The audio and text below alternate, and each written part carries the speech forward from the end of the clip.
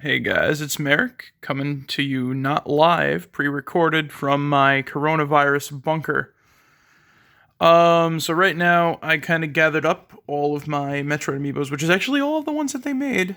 Because I finally got the last one in the set, which is Dark Samus, and I kind of wanted to talk about Metroid Amiibos as a whole because everybody kind of knows if you see my previous Amiibo video my opinions on good old drunken stumbling Samus here.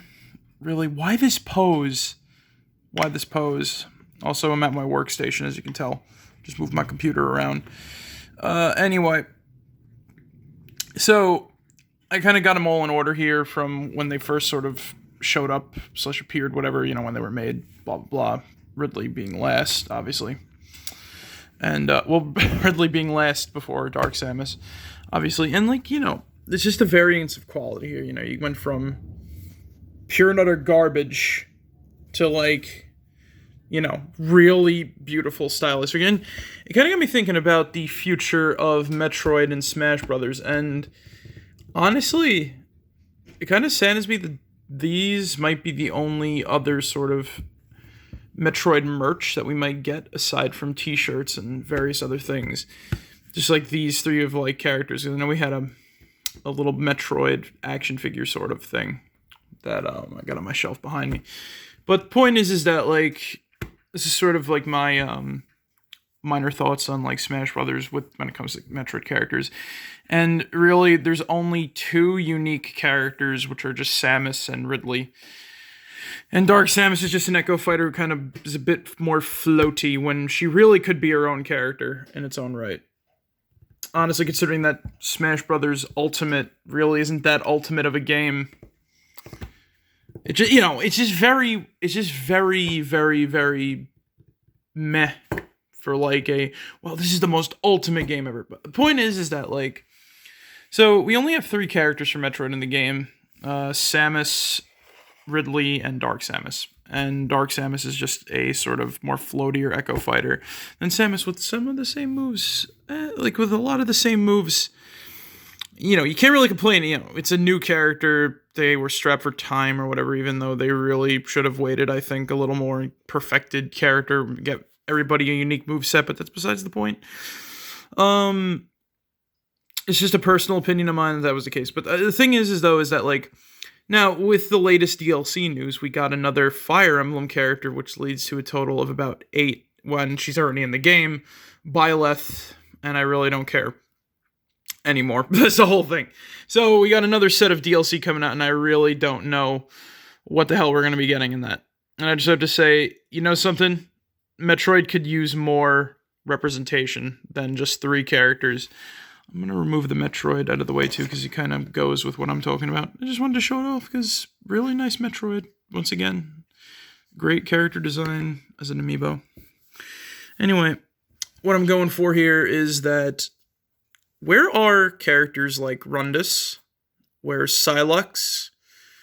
Hell, those two are pretty damn story important, considering that Rundus was the only character that saved Samus from a situation that she almost died in. I don't know how she would have escaped that generator reactor if she didn't, if he didn't show up and just froze Ridley a bit and got Samus out of there.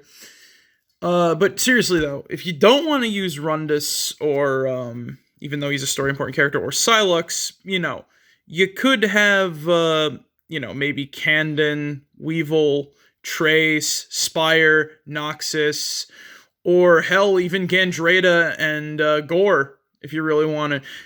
And honestly, this is more of a joke, but, if you're really hurting for characters, why not Kraid? You shrunk Ridley down to size, Sakurai. You could probably do that to Kraid, too, considering he was smaller in his first debut, and then there's also Mini Kraid.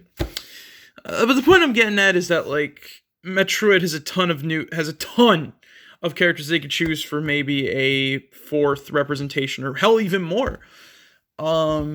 And they all have their various abilities, and, it'd be pretty cool to see them.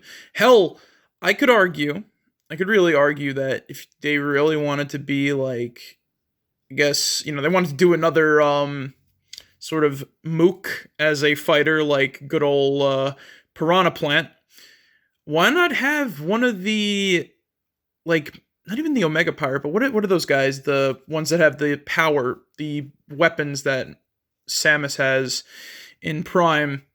They could do something like that maybe, and then they have like the various abilities. Like, oh, you got the plasma one, you got the plasma one, you got the power one, you got the ice one, and the electric one because that's the wave beam. Like, like Metroid could use a lot more characters in it. Hell, if we do get another Smash Brothers, which I highly doubt, at least for a long time until it gets another game on another system, if there is going to be another Nintendo system, more than likely, yeah, unless the world ends, and even then, that's very little. The point is that, like, Dark Samus really needs to be her own character instead of just being like a floaty Samus. She has cool abilities as demonstrated in both Prime 2 and 3 that are just kind of thrown away for the sake of just being we need another fighter for the roster. Oh, so Dark Samus, she's just a clone of Samus. No, she has unique abilities all to her own, like her dashes, her ability to clone herself or divide and to make like sort of like weaker copies, etc. That all that stuff, It's just a pain to see a really cool idea for a character be wasted on an Echo Fighter that, in all honesty, literally a clone, when the clone character can be so much more than the character it's a clone of, there's a problem. You know what I'm saying? Like, it's literally like, oh, what's a character that's literally a clone? Oh, Dark Samus. So, yeah, let's just copy the abilities and make her a little lighter, and there we go. We have an instant fighter. It really doesn't work.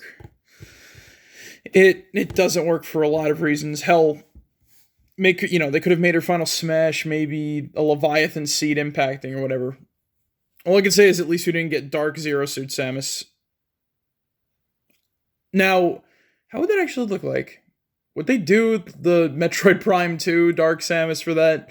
Or would they do the final form for Metroid Prime 2 where she's missing all her skin? And you can see her fucking bones and her internal organs and all that shit, like with the Inviso skin.